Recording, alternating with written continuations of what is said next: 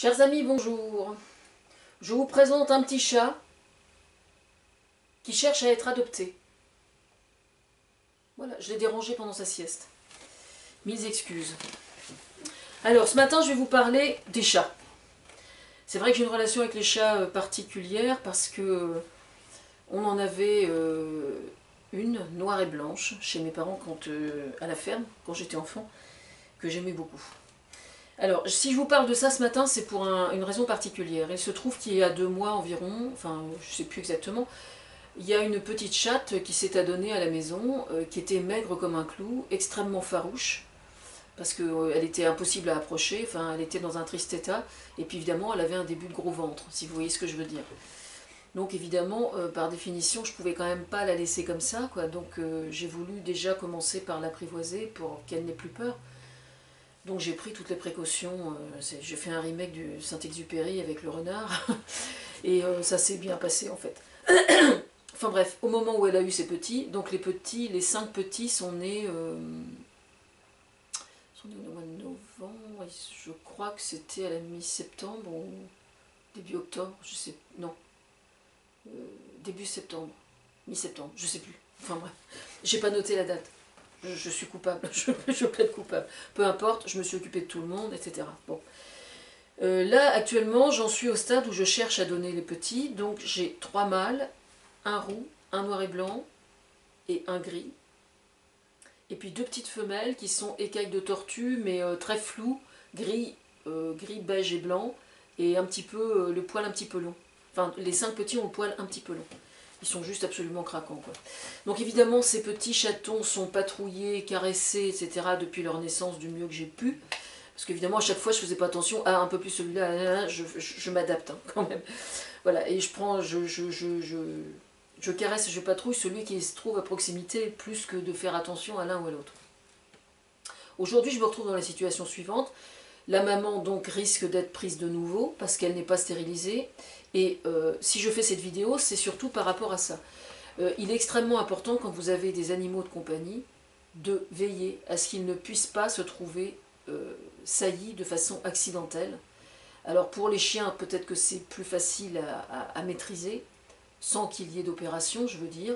Quoique je ne sais pas, j'ai jamais eu de chien suffisamment proche de moi pour connaître bien le problème.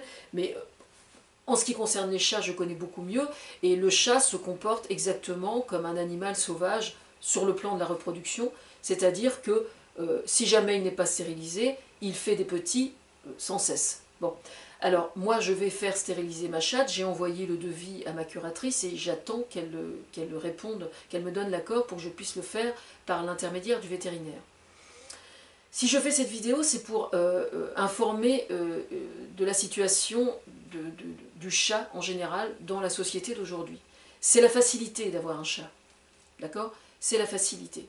Et malheureusement, parce que c'est la facilité, il y a beaucoup de gens qui s'imaginent que leur chat est la jolie petite peluche vivante dans la maison et que c'est un être pacifique qui ne pose absolument aucun problème en dehors de la maison. Alors, si les gens qui ont un chat ne savent pas, je tiens à les informer, le chat est un prédateur.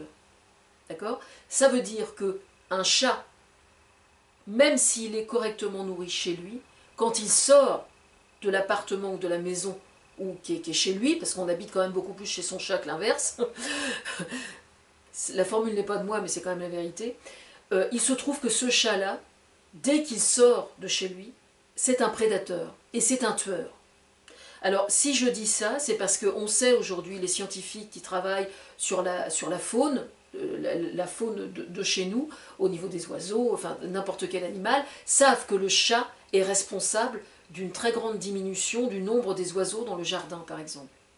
Donc c'est pour ça que c'est extrêmement important de stériliser vos animaux afin qu'il n'y ait jamais de reproduction sauvage. Bon. Parce qu'une fois qu'une chatte est pleine, après il faut assumer, hein, d'accord? Donc je tiens à préciser simplement que j'ai fait un article il y a quelque temps sur le dispensaire de la SPA qui se trouve à Grand-Quevilly. Alors je mettrai le lien sous la vidéo et c'est vraiment très très bien foutu. Moi j'avais préconisé il y a quelques années qu'ils demandent aux gens la déclaration d'impôt afin de savoir s'ils sont imposables ou pas. C'est-à-dire que si jamais vous avez un animal à stériliser et que vous n'avez pas les moyens de payer chez le vétérinaire, parce que chez ils appellent ça l'ovaroctomie, l'ovaroctomie de la chatte, ça coûte aux alentours de 100 euros, ce qui est quand même cher. Bon. Moi personnellement, si je n'étais pas sous curatelle, je l'aurais fait depuis longtemps. Il se trouve que je suis sous curatelle et donc je ne peux pas me permettre, avec le budget que j'ai chaque semaine, de le faire encore pour l'instant. Raison pour laquelle j'ai fait faire un devis. Bon. Ce qui se passe en fait, ça réside dans le fait que il est absolument fondamental maintenant de comprendre que quand on a un animal de compagnie, on doit l'assumer. Voilà. Le vétérinaire, c'est vrai que ça coûte cher. Alors, il existe des assurances, je ne sais pas du tout ce que ça vaut, mais c'est vrai que c'est assez interpellant d'observer que dans une société où les animaux de compagnie ont une telle importance, vous avez des gens qui ont le culot aujourd'hui de remettre en cause le fait que l'on puisse soigner des humains gratuitement, mais qui vont trouver parfaitement cohérent et normal d'acheter du beefsteak à leur chien ou à leur chat. Alors il y a des gens qui disent oui, mais qui n'aiment pas les animaux, n'aiment pas les gens, ou l'inverse, enfin peu importe. Moi je suis désolée, j'accorde la plus grande importance à l'être humain et ça ne m'empêche absolument pas d'avoir le plus grand respect pour les animaux et d'être aussi attaché aux animaux. Je veux dire, l'un n'empêche pas l'autre. Par contre, je connais beaucoup de gens qui sont extrêmement attachés à leurs animaux de compagnie, mais qui détestent leurs prochains. Voilà. Ils ne s'en rendent pas compte, hein, mais il y a beaucoup de gens qui choisissent d'avoir un animal de compagnie parce que tout simplement de vivre avec un humain ferait qu'ils seraient obligés de rendre des comptes et d'entretenir une conversation. Alors, un animal, on projette sur l'animal ce qui nous arrange et ce que l'on veut.